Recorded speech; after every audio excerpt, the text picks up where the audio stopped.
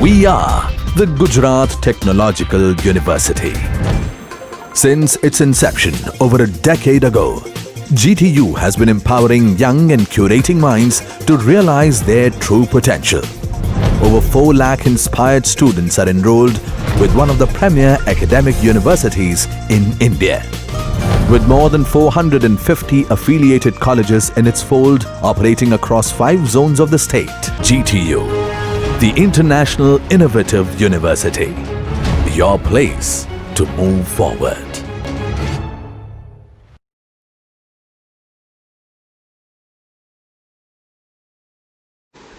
Co-planar concurrent forces. This topic is come under many branches of engineering in different subject code.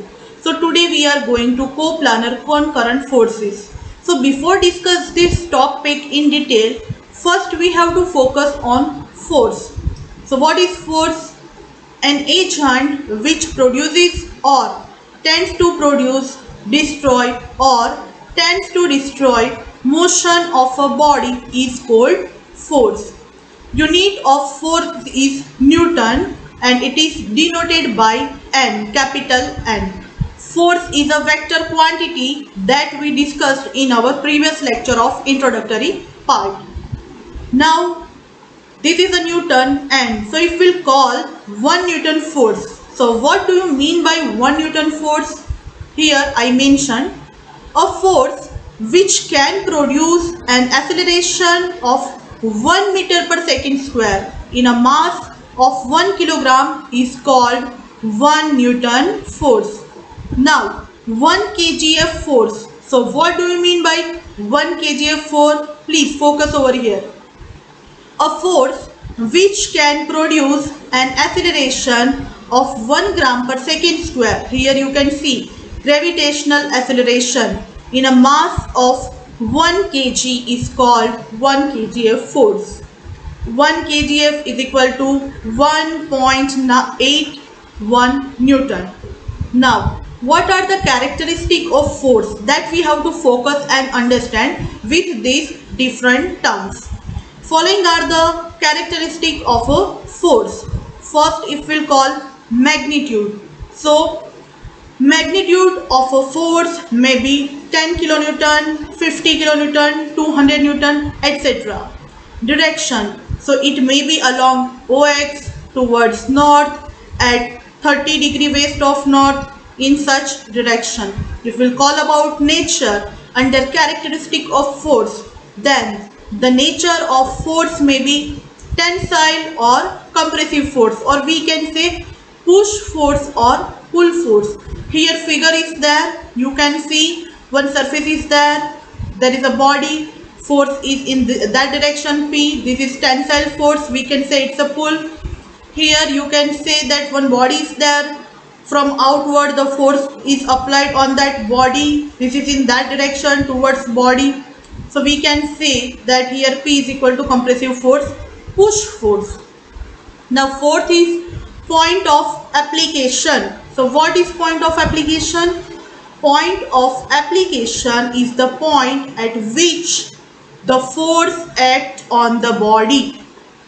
Now if we will focus about the various type of forces, then there are different type of forces, we will go through that. First one, contact force, or we can say surface force. So based on that word, you can easily understand what we have to understand under contact force and surface force. It is defined as the force produced by direct contact of bodies. It may be pull type or it may be push type of force. For example, the weight force exerted by one body laying over the another body. Force exerted by air on an aeroplane. Okay. Now second one, body force. This is also self-understood from the word. The force produced without contact of the bodies is called body force. It is the force which holds together the particles forming the rigid body. For example, if a force P is applied on a body the body will develop internal resistance which is called as capital R, means denoted by capital R. This R is called as body force.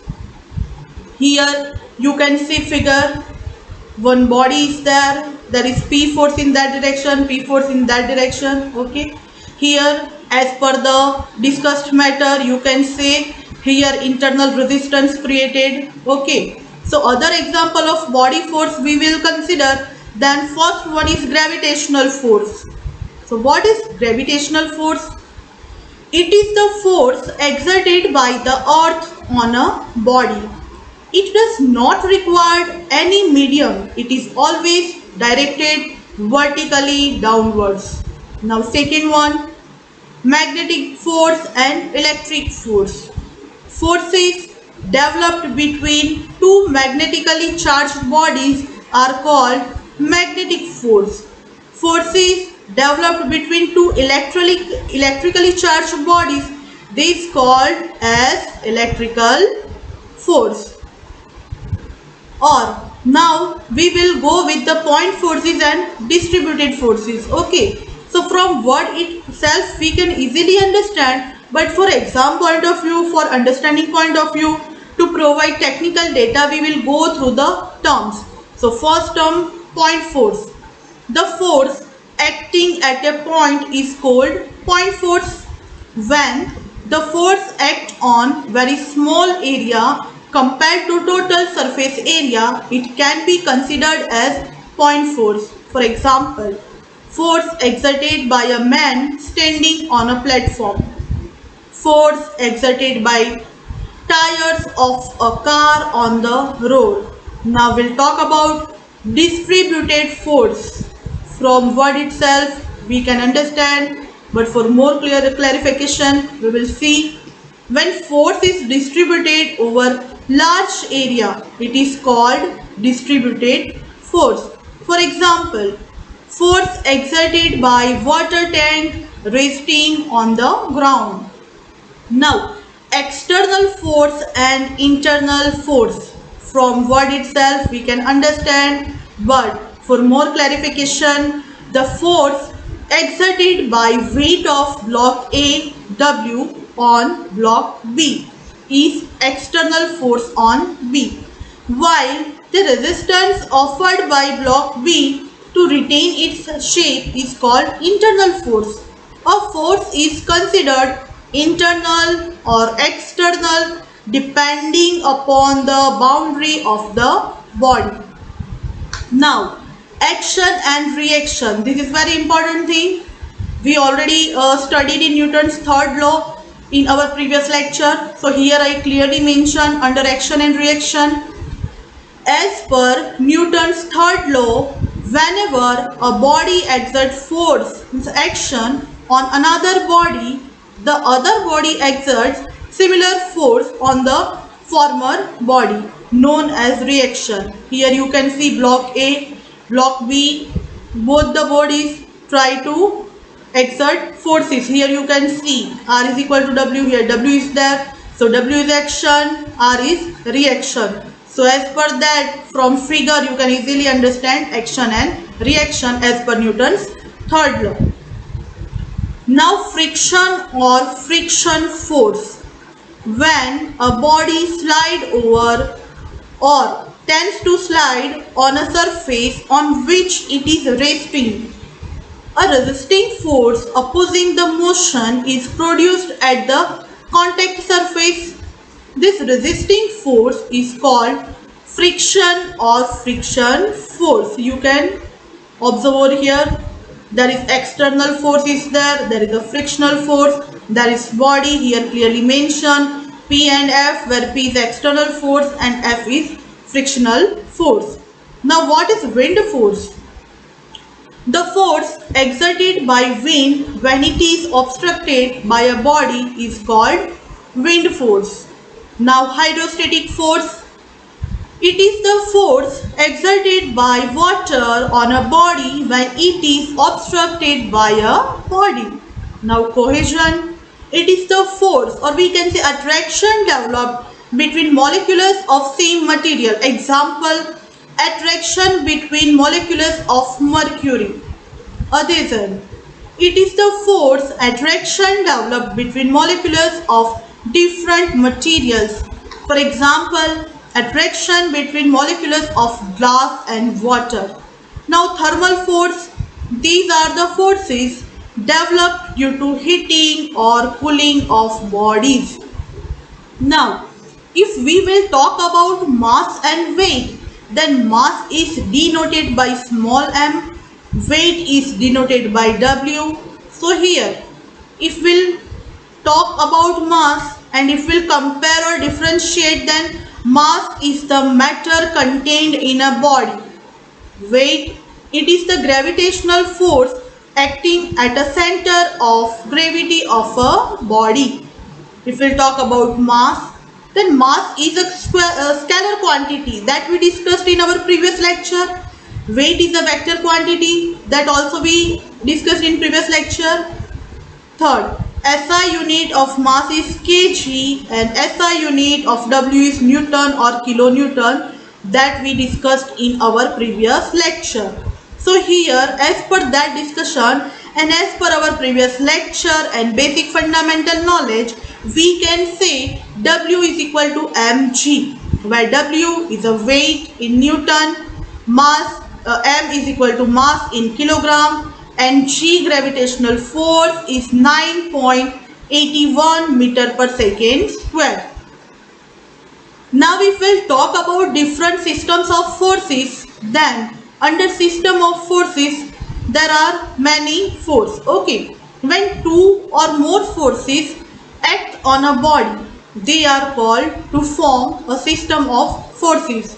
These are coplanar forces, concurrent forces, collinear forces, coplanar, concurrent forces, collinear forces, coplanar concurrent forces, coplanar non-concurrent forces, non-coplanar concurrent forces, non-coplanar non-concurrent forces, like and unlike parallel forces, and spatial forces.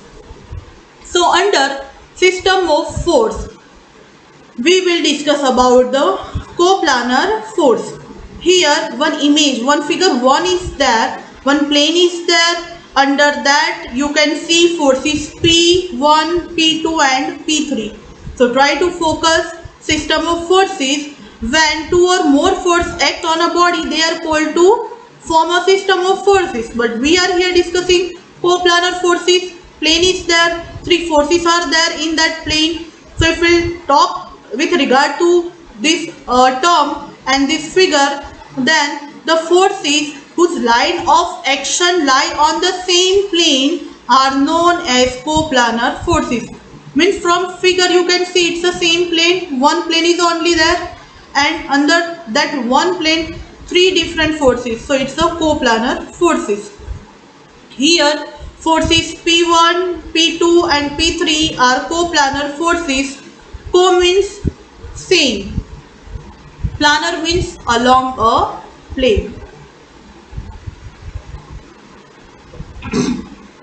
Now we will talk about concurrent forces. So here you can see the figure. The forces which meet at one point are known as concurrent forces. As per that you can see force P1, P2, P3 are meeting at a one point. Forces P1, P2, P3 are concurrent forces. Now what is collinear forces? You can see one plane here. You can see one line is there. On that line many forces are there in different directions.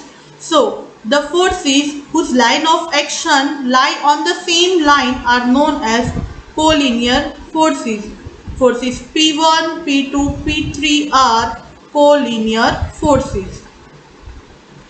Now coplanar concurrent forces. Here plane is there.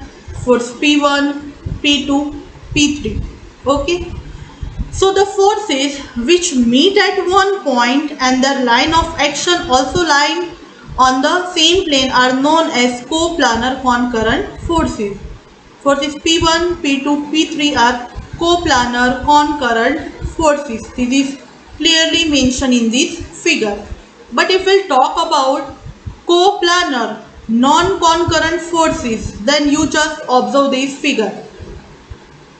Here figure A is there, figure B is there. Here you can see P1 force in that direction. You just follow and see that red laser.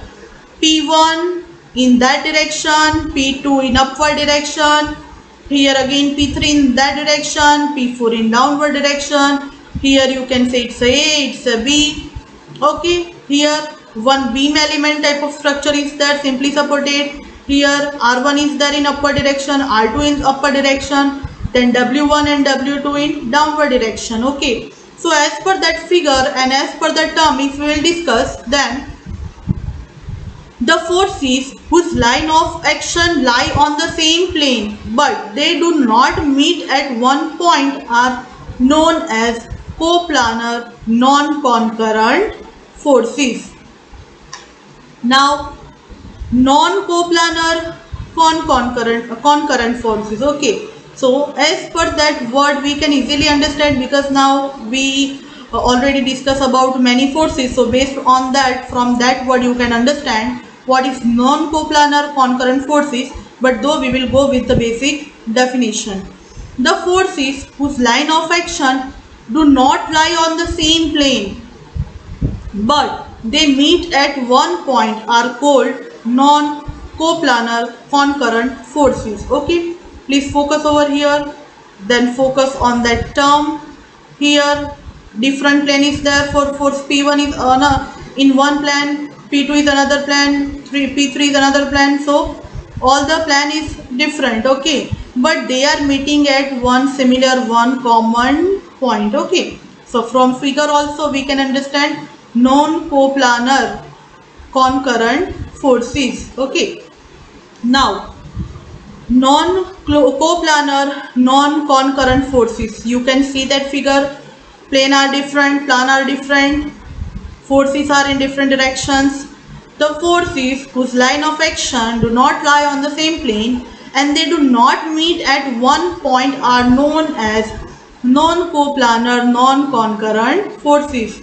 So by observing the figure, we can easily understand non-coplanar concurrent forces and non-coplanar non-concurrent forces. Now, like parallel force, the forces whose line of action are parallel to each other and all of them act in the same direction are known as like parallel force. You can see the figure. Here you can see as per that definition. Here you can see all the forces. Okay, all the forces are parallel in same direction, so they are like parallel forces. Now, unlike parallel forces, so you can see that figure. Here that force is in other direction, that force is in opposite direction.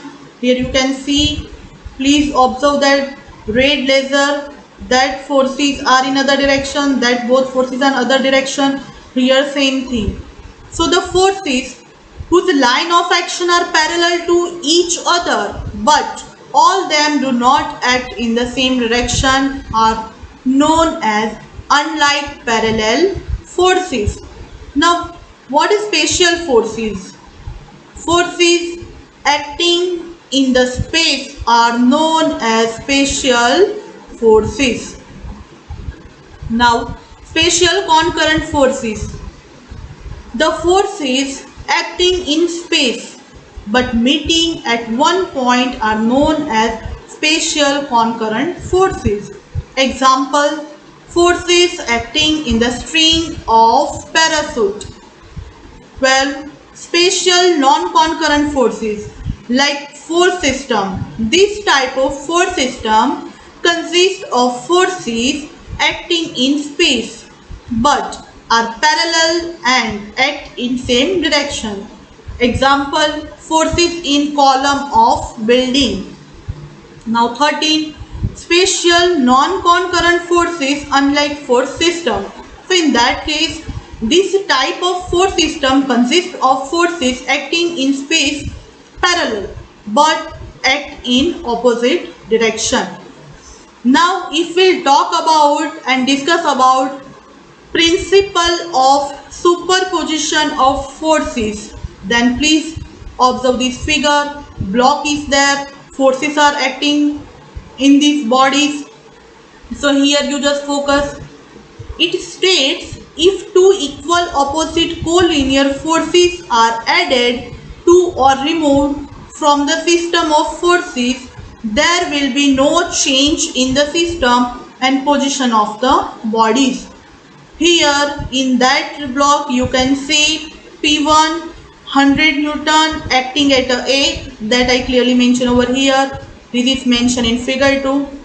If two equal opposite and collinear forces, okay, so you can say that both the forces are equal and opposite, P3 and P2 both are equal, 150 Newton, both are equal but in opposite direction. You can see both are in opposite direction. So P2 is equal to P3 is equal to 150 Newton are added at point B, where there will be no change in the position of this body. If we talk about principle of transmissibility of forces, then you can see that image. Block is there, here A and B is there, one force P is exerted over here. You can see A, B, same block, but here you can see force over here, and here in that second image that force is over here. So if we try to focus, then principle of transmissibility of forces will be, it states if a force acts at any point on a rigid body, it may also be considered to act at any other point on its line of action, provided the point is rigidly connected with the body. Here you can see figure A, push type force P resulting into forward motion of block, right? Here block is there, pull force, pull type force, you can see over here, pull type force P resulting into forward motion of block. So in both the cases what is the same? Forward motion of block, but here push type force, here pull type force.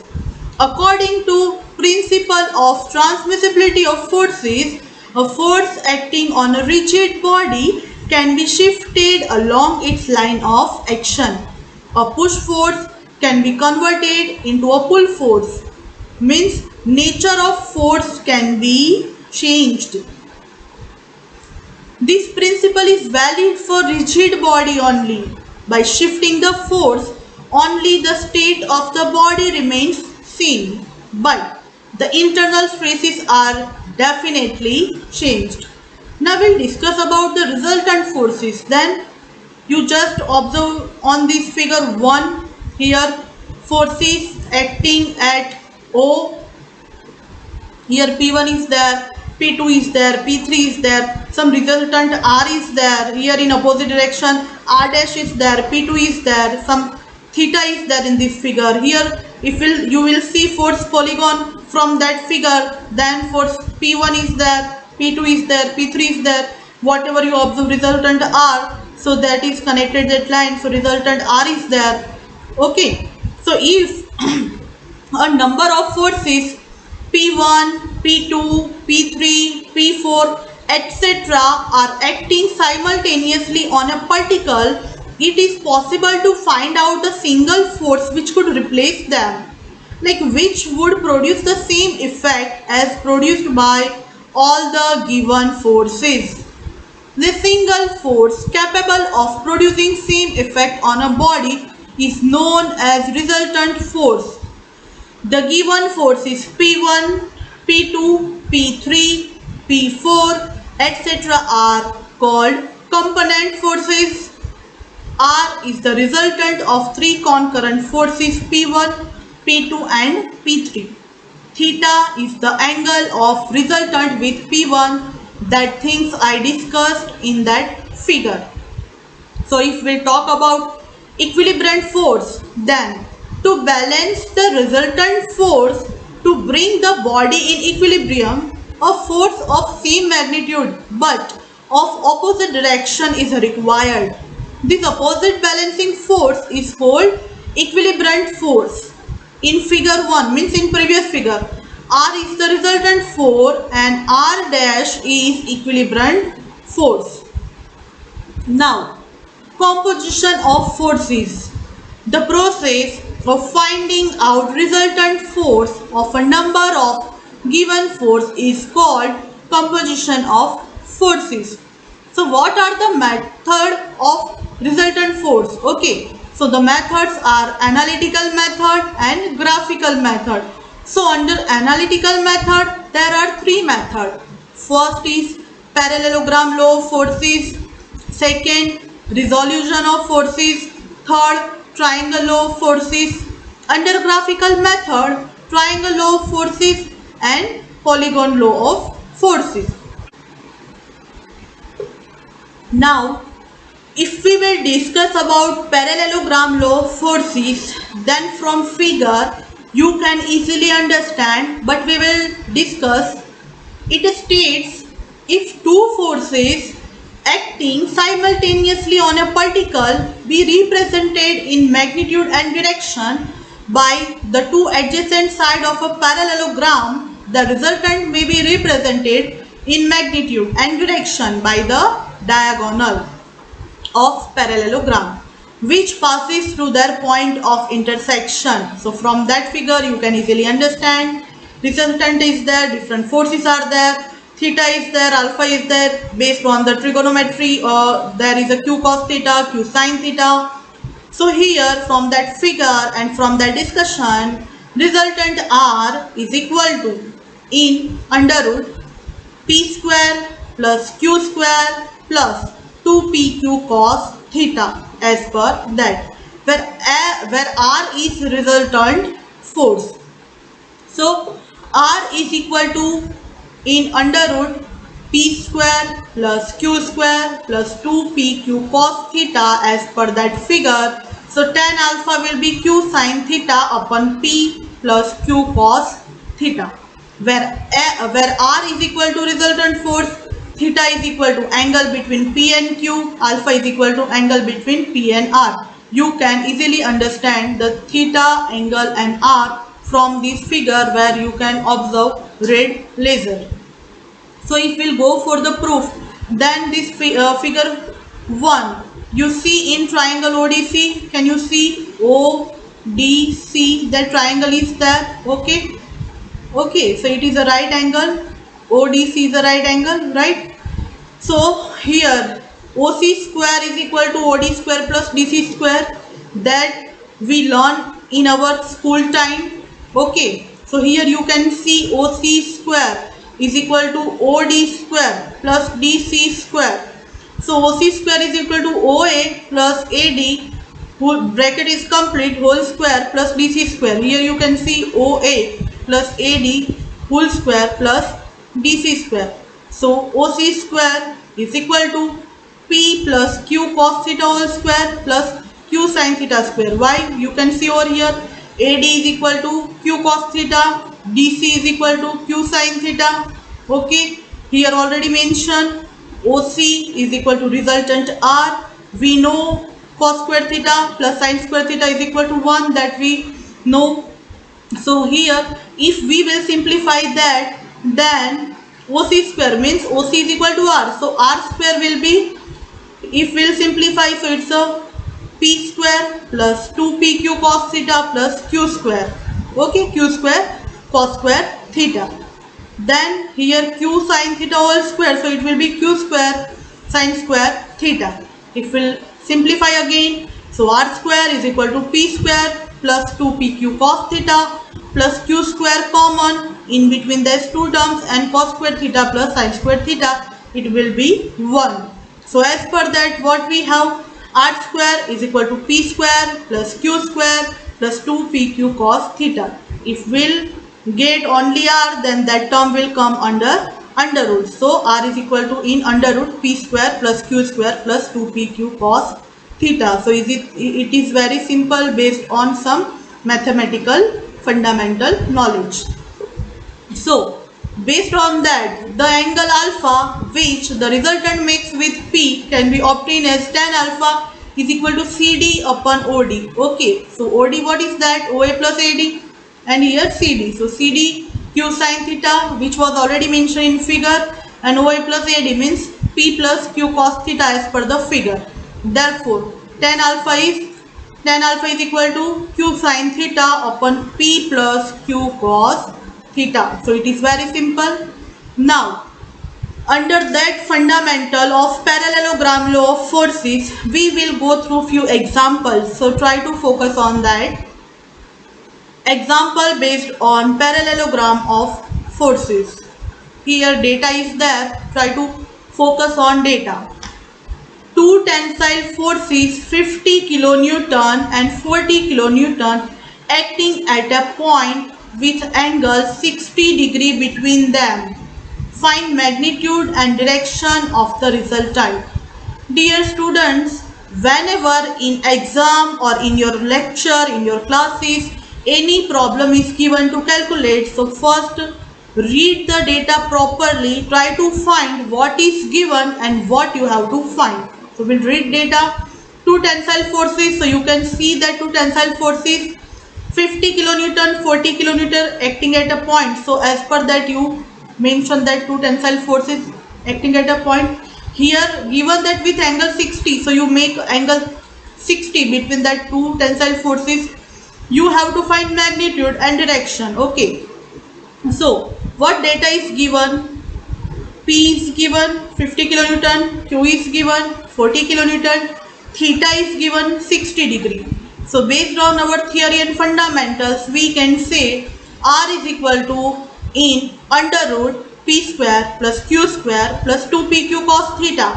So under that we have to put our value, right? Under that we have to put our value now. That equation is there. So P will be 50, Q will be 40 and theta is 60. So based on that we put our whatever data is given, 50 square plus 40 square plus 2 into 50 into 40 cos 60.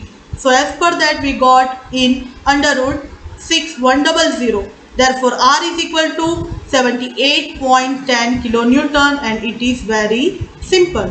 Now based on that figure we have to find tan alpha. We know the equation as per our theory. So Q sin theta upon P plus Q cos theta is equal to whatever data we have that we put in that. So as per that we will get 0.495. So tan alpha will be 0.495. So we need alpha. So alpha will be tan inverse 0.495 and we will get the angle 26.33°. Angle of R with P, here alpha is 26.33°. So you can see it's very easy and simple. Now we will go with the another problem. Determine the resultant of two concurrent forces 100 kilonewton compressive and 80 kilonewton tensile acting at a point with angle between them is 60. Also find angle made by resultant with 80 kilonewton force. So in previous problem I told try to read data properly. Based on that try to understand what is given and what we have to find.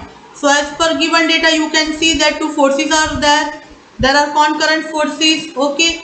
One force is 100 kilonewton, second force is 80 kilonewton and between them angle is 60°. Okay. So here based on that we can say there is a 100 kilonewton is there. Then 80 kilonewton load is there. Here 60 angle. So if we can say the remaining portion. Okay. So that will be 180. If we will consider then here 90 and here 90 but here 60° angle is there. So if we consider it's a 180. So 180 minus 60, so that angle between P and Q in that direction. Okay. In that the angle theta will be 180 minus 60, 120. This is resultant R and the angle between R and P alpha. So here you can see P is equal to 100 kilonewton compressive force is converted into tensile force as per principle of transmissibility.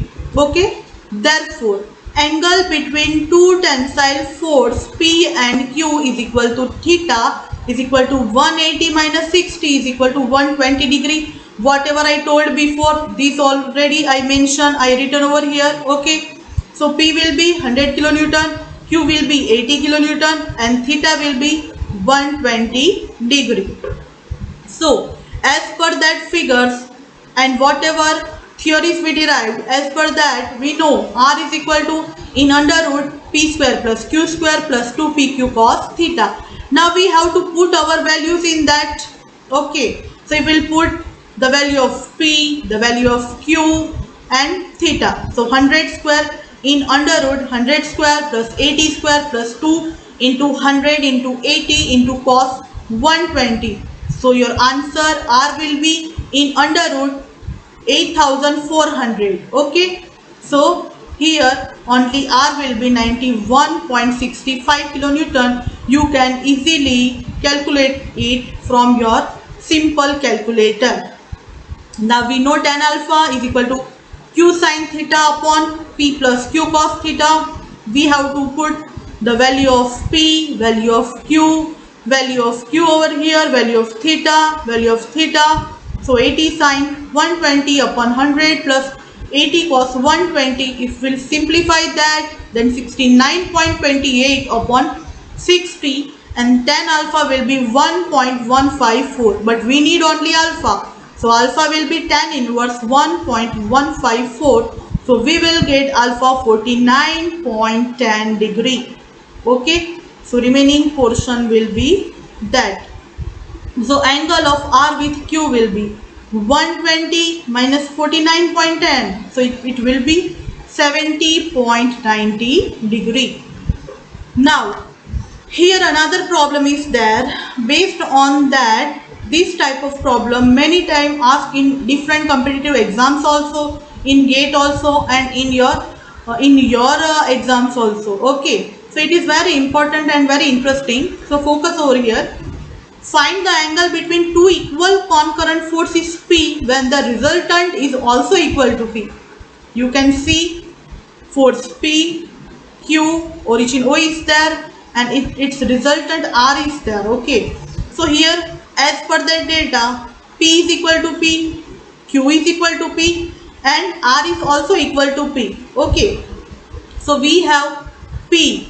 What is that P? P is R. Okay, so if we'll consider R, then R is equal to in under root P square plus Q square plus 2PQ cos theta. Okay, so if we'll consider R as a P, right? So P is equal to in under root P square plus 2P into P cos theta. Why all P? Because we know that P is equal to P, Q is equal to P, and R is also equal to P. So based on that, P will be P, Q will be P.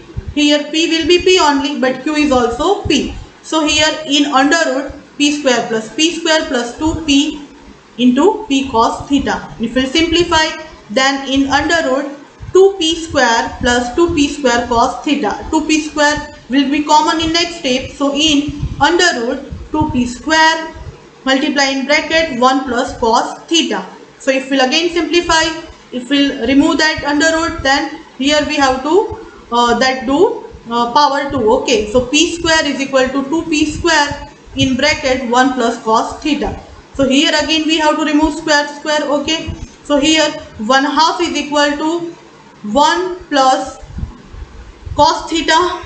Here P square will be cancelled. Okay, so based on that simplification, 1/2 will be there now. So 1/2 is equal to 1 plus cos theta. Therefore cos theta will be minus 0.5. So theta will be cos inverse 0.5. Okay, therefore theta is equal to 120 degree. This is your answer. So dear students, today in our lecture we focused on many types of force, many types of law and problems based on parallelogram forces. So I hope in this lecture you understand a lot. Whatever I want to discuss with you regarding that topic, that I clearly mention in my PPT. So you can read well, you can prepare well. Our lecture is completed over here today, but in next lecture I will come with new topic and new theories. Till that, study well, stay safe, take care, and all the very best.